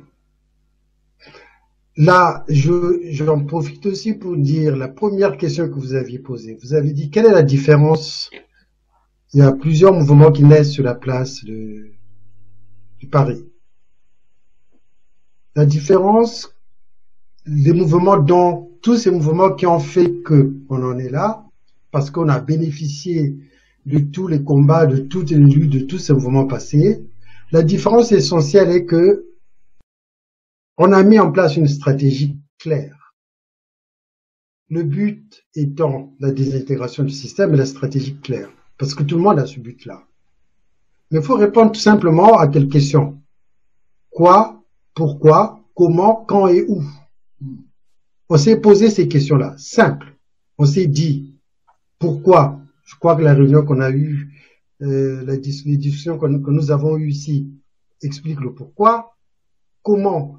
On a mis la méthode et tout l'apport de nouvelles technologies en place pour faire du Congo un quartier du monde dans lequel on peut aller et venir, discuter, organiser, structurer. Et le comment par tout simplement la mobilisation des populations qui souffrent. Et une union de tous les résistants pour atteindre le but. Quand une planification qui est en place. Ça, c'est l'essentiel des différences. Parce qu'on peut avoir le même but, désintégrer le système, mais si on n'a pas une bonne stratégie, si on n'a pas une bonne planification, si on n'a pas une bonne gestion des objectifs intermédiaires, on n'y arrive pas. Ça s'est produit pendant 30 ans. Voilà la différence de CRC par rapport à tout ce qui s'est produit ou qui s'est construit sur la place de Paris, essentiellement. Et bonne fête à tout le monde de Noël et de Nouvel An. Merci, Monsieur Makosso, de nous avoir reçus. Yabe Teleman, du côté de Washington DC, qu'est-ce que vous souhaitez, quel vœu formulez-vous à l'endroit des Congolais, à l'endroit des hommes et des femmes qui vous suivent? Ben, d'abord, merci encore pour une fois de nous avoir donné l'occasion d'échanger avec nos frères du Congo. C'est la nouvelle année qui commence et je sais quel est le vœu, je dirais, de 90% des Congolais. Ce vœu, c'est le départ de M. Sassou Nguesso et de son système. Donc, je souhaite que l'année 2020, profondément, du plus profond de moi-même, je souhaite que le Congo et les Congolais voient la fin de ce système Sassou Nguesso, qui nous a tant fait souffrir, qui maintient les Congolais en otage, car vous savez, nous sommes tous en otage. Nous n'avons pas la possibilité de repartir chez nous. Quand on critique un système qui abuse de nous, on nous accuse d'être des terroristes, ou on veut se débarrasser de nous parce qu'on critique un système qui pille le pays. Donc mon vœu numéro 1, c'est qu'il faut que le système Sassou Nguesso parte. Pourquoi on y arrive? Il faut que l'unité nationale règne parmi nous. J'ai suivi récemment les différentes interventions des uns et des autres par rapport à la création du CRC. On dit toujours que l'union fait la force et que le linge sale se lave en famille. Ce ne sont pas simplement les Congolais qui regardent la situation du Congo-Brazzaville sur les réseaux sociaux. Je vous dirais que votre chaîne de télévision, comme tant d'autres chaînes de télévision, Congo Liberty et tout le reste, elle est suivie. Vous êtes suivis par des non-Congolais qui veulent se faire une idée de cette opposition congolaise qui veut être l'alternative du Congo. Mais pourquoi on devient l'alternative du Congo? Il faut que qu'on dépasse. Il faut que l'on soit une génération exceptionnelle. il ne faut pas, parce qu'il y a des petites différences qu'on vienne sur les réseaux sociaux, on veut faire du bruit, on veut parler, on veut se faire remarquer pour crier. Si on a des problèmes, il faut les régler en aparté et faire front commun parce que les gens nous observent. Et je voudrais dire que le Congo de demain, c'est un Congo qui ne doit pas répliquer les mêmes erreurs que le Congo de nos aînés. Parce que si vous avez vu la situation de nos aînés, ce qui s'est passé, les Matsokota qu'on a tués, et toute l'histoire qu'on a vécue, c'est en partie les différences que nos aînés avaient quand ils étaient à Paris. En partie, les problèmes qu'ils avaient quand ils étaient là à Paris et quand ils sont repartis au Congo, ils ont maintenant manifesté, ils ont eu le pouvoir vous révèle. Donc, ils ont mis en fonction toutes les différences, les divisions. Donc, la génération de demain, le Congo de demain doit avoir des hommes qui se dépassent, des hommes qui veulent travailler pour quelque chose de plus grand que leurs intérêts personnels. Nous, ici, on est à Paris, vous êtes à Paris, je suis aux États-Unis, ma petite sœur là est au Canada, en Allemagne. On peut vivre bien notre vie, mais il y a des millions et des millions de Congolais qui vivent dans la misère. Et donc, nous, on doit garder cette idée en tête, qu'il ne s'agit pas de nous, qu'il ne s'agit pas des ambitions personnelles égoïstes. Il s'agit de l'avenir de notre pays. Et si on n'est pas unis, on n'est pas capable de le faire. Et donc, je dirais simplement que pour la situation du Congo et pour nous qui sommes dans la diaspora congolaise, les résistants, nous devons dépasser nos limitations. Nous devons dépasser cet imaginaire qui nous enferme du tribalisme, de l'égoïsme, tout ça qui nous enferme et qui en fait nous limite et qui ne peut pas nous faire avancer. On ne peut pas libérer le Congo.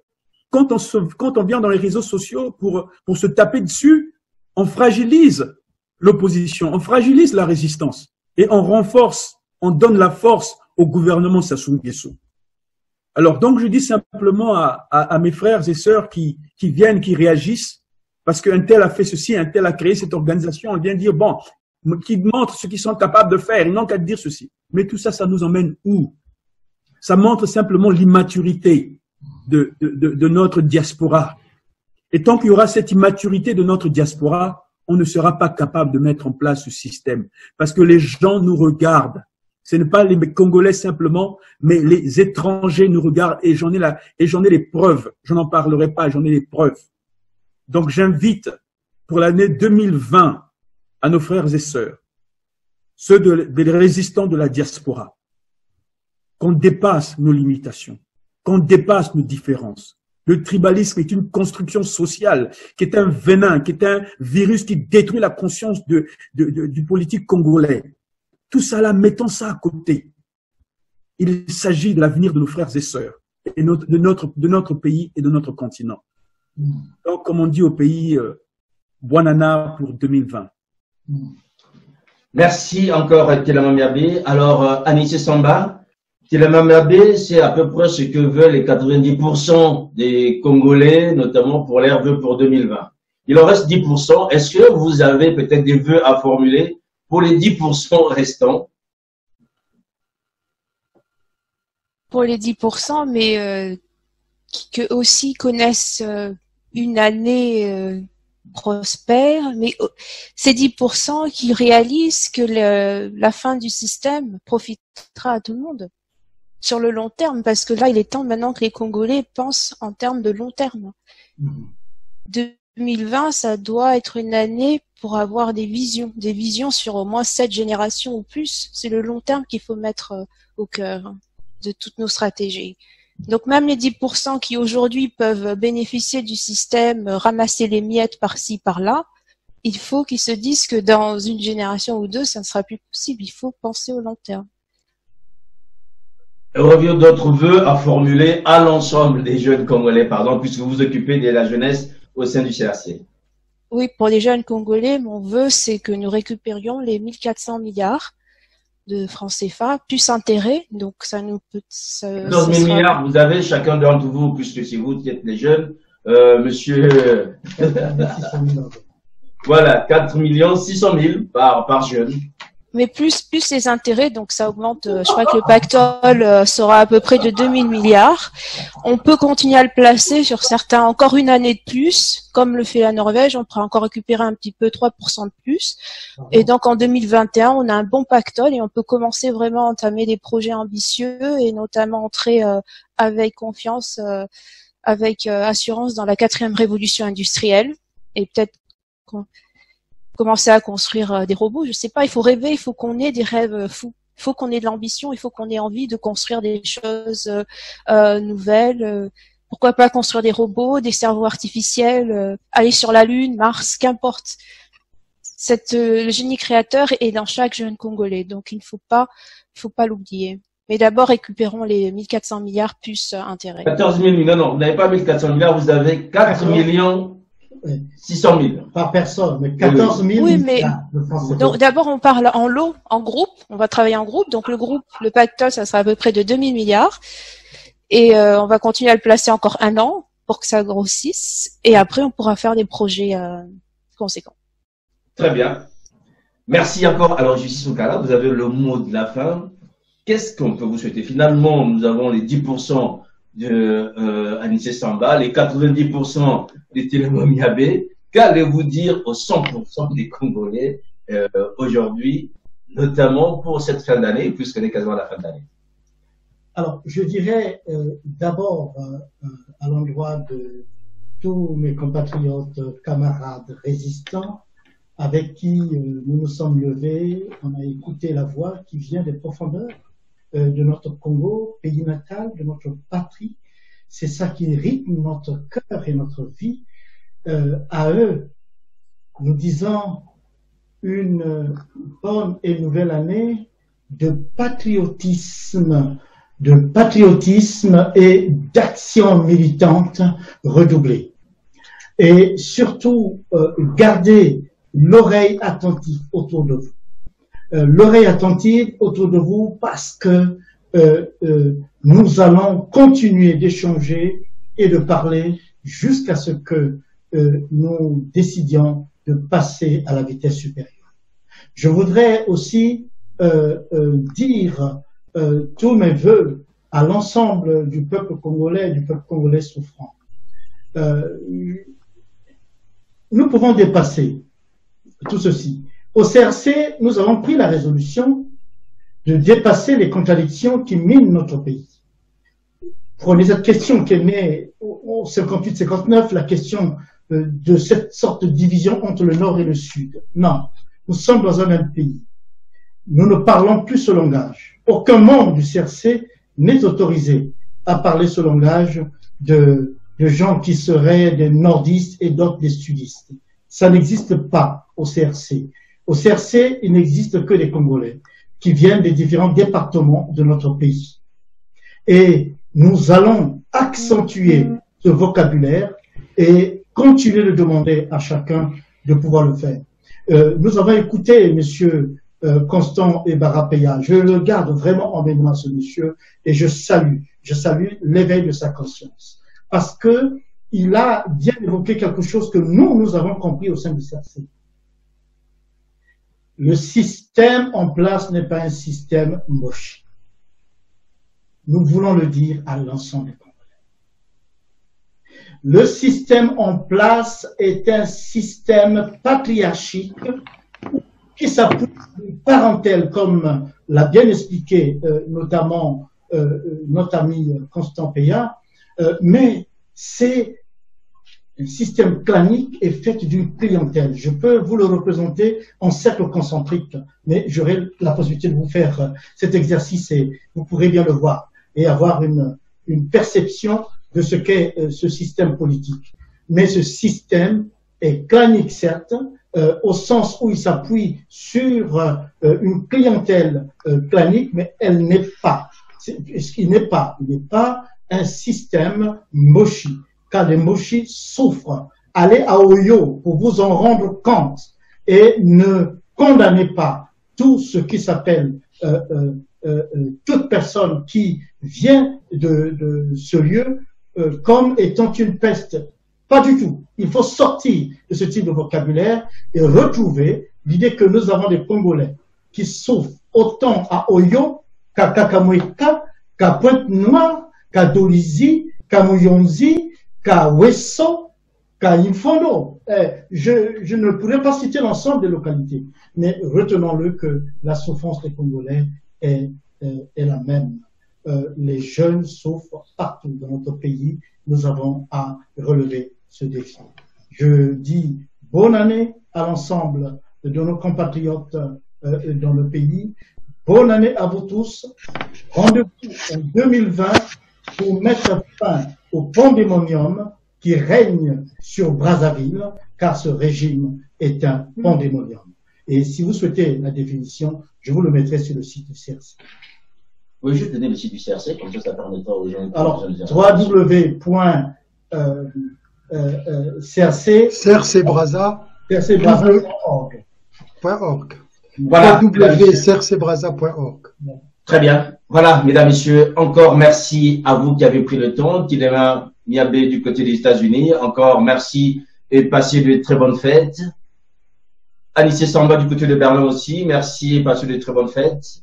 David Londi, encore merci. Passez de très belles fêtes en famille. Merci. Et surtout des fêtes militantes. Donc, restez éveillés, restez, je dirais, attentifs, comme l'a dit tout à l'heure. Justice Moukala. Alors, j'aimerais vraiment vous remercier sincèrement d'avoir pris le temps.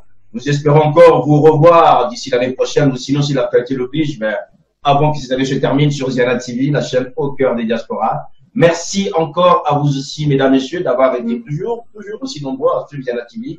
Merci encore là où vous êtes. Passez de du jour. Moi, je voulais dire quelque chose. Non, je suis merci à vous-même. Voilà. Monsieur Matrosso pour votre brio. Merci beaucoup. Voilà, merci encore à vous, toujours aussi nombreux. Merci aux hommes et aux femmes qui ont accompagné Ziana TV, qui ont accompagné ces programmes. Ça n'a pas toujours été facile, toujours parfois incompris, mais enfin, vous êtes toujours là et c'est l'essentiel. Merci encore à Anthony Mouyongi qui a été là à mes côtés pour réaliser cette émission. Portez-vous bien, passez de très belles fêtes, nos programmes continuent. Au revoir. Merci. Merci.